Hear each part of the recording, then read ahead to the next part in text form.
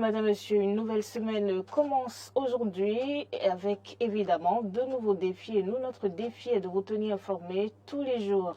Avis des partis politiques au Bénin, quelles sont les résolutions prises au terme du premier congrès ordinaire du parti Moël Bénin? Vous entendrez Dr Émilie Maounian à Zalou-Tingbe dans le résumé de l'entretien de ce dimanche. Le président de la Fédération béninoise de pétanque, Yaya Garba, est démis de ses fonctions jusqu'à nouvel ordre. C'est une décision du président de la Confédération africaine des sports ball.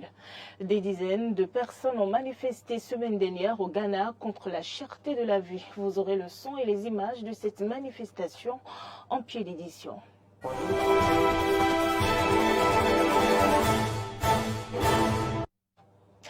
Maounian à Zalou-Tingbe a été l'invité de Donkla Mabalo sur l'entretien du dimanche d'hier. Il était question de passer en revue les résolutions du premier congrès ordinaire du parti Moël Bénin. Suivons ici le résumé de cet entretien avec Mauril Anoagua.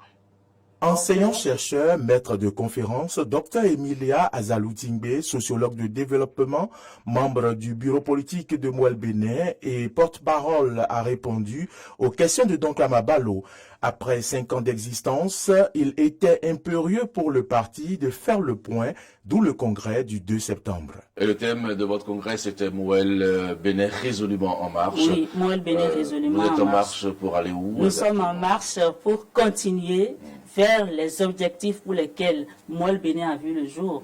Nous sommes en marche pour continuer par animer la vie politique du Bénin au regard des défis que nous croyons pertinents depuis les indépendances jusqu'à nos jours. Selon l'invité, l'idéologie de la plupart des partis politiques n'est pas suffisamment connue. Même les partis qui soutiennent l'action gouvernementale? S'ils en ont, oui, c'est l'occasion de l'exprimer clairement et de le mettre à nu. Moi, le Bénin, par exemple, parle du patriotisme économique. C'est votre idéologie? Oui, c'est le patriotisme économique, c'est-à-dire consommons ce que nous produisons, produisons ce que nous consommons, c'est clair. Le logo de Moël Bénin le montre clairement, la carte du Bénin avec le palmier à l'intérieur. Donc, l'affirmation claire des idéologies permettra aux citoyens, aux Béninois de savoir dans quel parti politique ils s'engagent. Elle fait un appel de pied au gouvernement. Les partis politiques qui n'ont pas encore d'élus doivent pouvoir se faire accompagner par le financement public. L'une des résolutions du premier congrès ordinaire est de mettre fin à la transhumance politique. L'invité de Donkla Mabalo reste tout de même optimiste. On dit que ce que la loi n'interdit pas est permis, tout, sauf si les valeurs sont mises à contribution. Donc, il n'y a pas de texte qui recadre actuellement la transhumance au Bénin. Et pour cela, les citoyens se disent qu'ils peuvent aller ici et là. Dès que ça ne va pas, je vais là. Je répète que la question de l'affirmation des idéologies est très importante et d'importance première pour régler le problème de la transhumance. Donkla Mabalo n'a pas occulté la question de la 25e circonscription électorale au profit de la diaspora béninoise proposée par Moël Bénin. Ce que les Béninois de l'extérieur font pour le développement du Bénin n'est plus à démontrer. Ça suffit pour être une 25e circonscription électorale? Ils contribuent déjà à la vie sociale au Bénin. La construction des écoles, vous verrez dans certains villages, dans certaines communes, c'est les Béninois de l'extérieur qui se sont organisés pour construire telle école. Alors, quand c'est comme ça, pourquoi ne pas leur permettre d'être une constitution, une circonscription à part entière et pouvoir siéger aussi à l'Assemblée nationale? Moël Bénin propose une réponse diplomatique à la crise au Niger. À notre congrès, nous avons souhaité que, pour le bien des populations du Niger, les populations du Bénin et des autres pays voisins du Niger, qu'il faudrait que les chefs d'État de la CEDEAO plutôt s'asseyent pour réfléchir profondément au bien-être des populations. Pour finir, Dr Emilia Azalou-Tingbe a invité le peuple béninois à militer dans les partis politiques en fonction de leur idéologie. L'opération de déguerpissement des espaces publics se poursuit. Le premier arrondissement de Porto Novo avec en tête son chef El Hadj Moubarakou Latifou a vidé toutes les emprises occupées illégalement. Retrouvons Prince Martial Goliabo depuis Porto Novo pour plus de détails. Porto Novo, la capitale du Bénin, compte 5 arrondissements. Depuis des mois, tous les espaces publics ont été occupés illégalement. Malgré les messages de sensibilisation de la préfète de Lomé, Dr Maria Potrosou, et du conseil municipal, c'est le statu quo.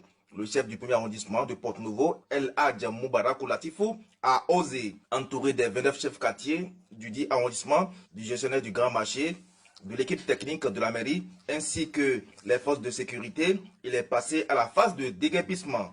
Ainsi, les tronçons à Glansa, Sadoyon, Kokoyer, Bénévoyage, Dégué, Idi Araba sont vidés. Suivons ici l'ambiance de l'opération.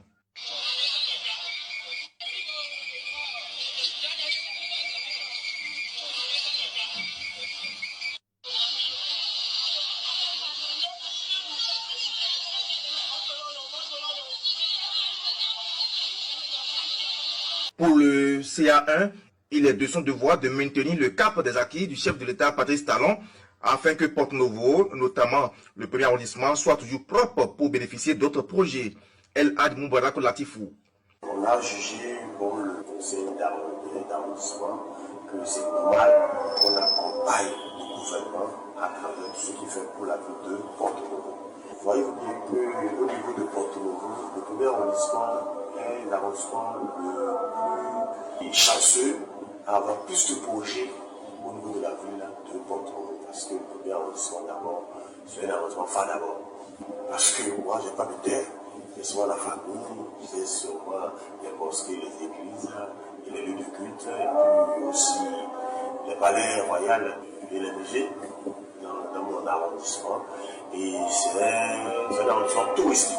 Si on essaie d'entretenir bien les voies que le chef de l'État a pu faire par rapport à cette dynamique, par rapport à comment il veut que Porto Novo, la capitale, soit une vraie capitale, je pense qu'eux-mêmes ils ont compris. Tous ceux qui vont maintenant vers le premier arrondissement aujourd'hui vont voir que tous les axes sont vraiment ouverts et puis c'est bon à voir.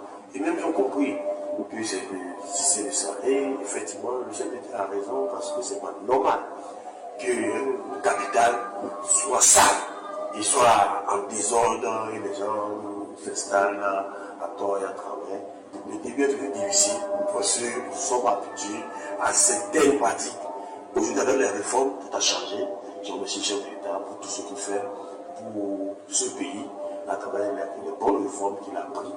Vivement que les 4 autres arrondissements emboîtent les pas du premier pour la même cause.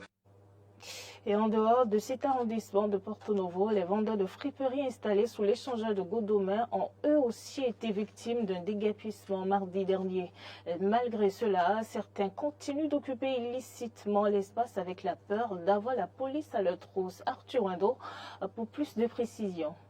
Le calvaire de ces jeunes vendeurs de friperies sur l'axe Godomain-Échangeur aurait commencé depuis ce mardi. Selon les faits, tout un lot de vêtements partis en fumée. Est-ce la phase répressive de déguerpissement des espaces publics qui a donné lieu à cette scène? Difficile d'y répondre. C'était mardi, on était là, et les policiers ont amené 20 ans. Leur voiture, là, ils ont garé au milieu là-bas, là, sans plaque. On ne savait rien. Comme nous, on ne savait rien, ils sont venus avec bâton, avec essence 10 litres, de mettre sur des jeans. Ils ont mis le sang sur le jean pour avoir de bruit avec notre marchandise. Moi, je vends ici. Ils ont mis essence pour le marchandise. Je dis, ah, c'est ce que je fais pour donner mon enfant avec je paye l'argent de loyer avec l'électricité. Au moment, les impétis sont fâchés. Ils ont vraiment un petit caillou lancé là-bas, là, ils ont fait. Brusquement, il a commencé par ramasser les jeans. Pour ceux qui sont installés, ceux qui sont debout plantés, eux, ils ont pris la clé des champs. Ceux qui sont installés, ils ont ramassé beaucoup de jeans et habits des Béninois et des Nigériens. Et ils ont pris le tout, ils ont fait la photo, ils ont envoyé. Guettant à tout bout de champ les policiers qui auraient interdit l'installation sur cette voie, certains ont préféré regagner la voie de l'autre côté, ce qui n'est pas sans conséquence sur leur chiffre d'affaires journalier. Non, depuis le matin, là, les clients ne marchent pas.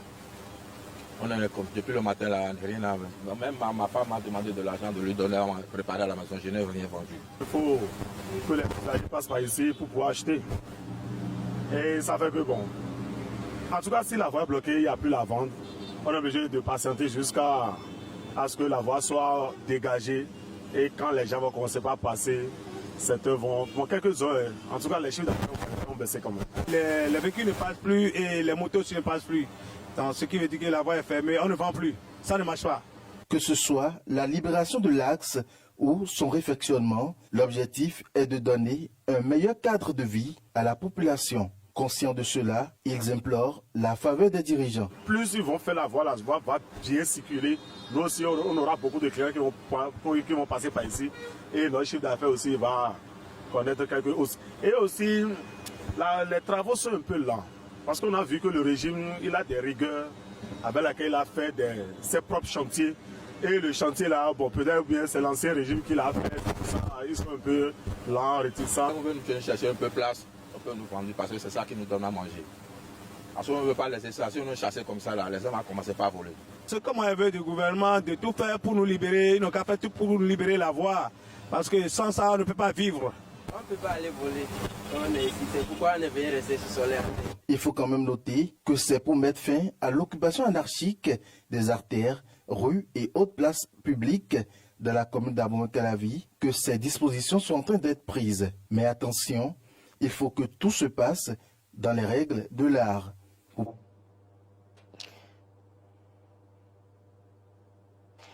Et je vous l'annonçais dans les titres, le président de la Fédération béninoise de pétanque est suspendu jusqu'à nouvel ordre selon une note de la Confédération africaine des sports boules relayée par le journal L'Investigateur.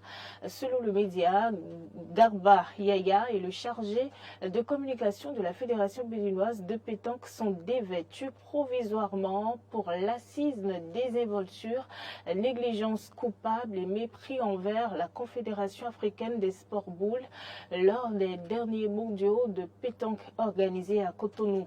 La décision date du 20 septembre 2023 et est signée par le président de la Confédération africaine des sports boules, Ibrahima Idrissou. En dehors du Bénin, au Gabon, manifestation contre la cherté de la vie. Plusieurs dizaines de personnes sont descendues dans les rues semaine dernière sur 3 jours pour protester contre l'inflation et la crise actuelle dans le pays. Reportage. Le pays d'Afrique de l'Ouest, riche en pétrole et en or, connaît malgré tout la pire crise financière depuis plusieurs décennies. Pendant 3 jours, dans les rues de la capitale, Accra, les manifestants ont dénoncé le manque d'emploi, le coût élevé de la vie et la corruption politique. Les rassemblements ont débuté alors que le président du Ghana se trouvait à l'Assemblée générale des Nations Unies à New York. La police aurait arrêté pas moins de 50 manifestants. Le chercheur et journaliste Joshua Nana Kwame Ayira nous livre son sentiment depuis Accra. Le Ghana doit s'occuper des conditions d'emploi. Bien sûr, les conditions, le coût de la vie, je dois dire, est en train d'augmenter considérablement. L'inflation alimentaire est d'environ 42% ici dans le pays actuellement. Bien évidemment, on estime que le taux de chômage au Ghana atteindra 5% d'ici la fin de l'année 2023. Mais le salaire minimum de l'employé ordinaire de la fonction publique est largement inférieur à 5 $. Il s'agit là d'une préoccupation majeure. Je dois même dire à 3 $. Il s'agit d'une préoccupation majeure pour la population. Cependant, le gouvernement a pris en compte les préoccupations et les manifestations que nous avons vues ont également attiré l'attention des responsables, en particulier de la présidence. Et on craint que la situation ne persiste dans d'autres parties et régions du Ghana. Actuellement, sur le terrain, dans les rues, les inquiétudes, les réactions et les doutes ont baissé. Mais si l'on interroge les gens dans la rue, chez eux ou sur leur lieu de travail, ils sont encore un peu inquiets de la situation économique actuelle. Merci d'avoir suivi ce journal. C'est déjà la fin. Bonne suite de programmes en notre compagnie et passez bonne semaine de travail aussi.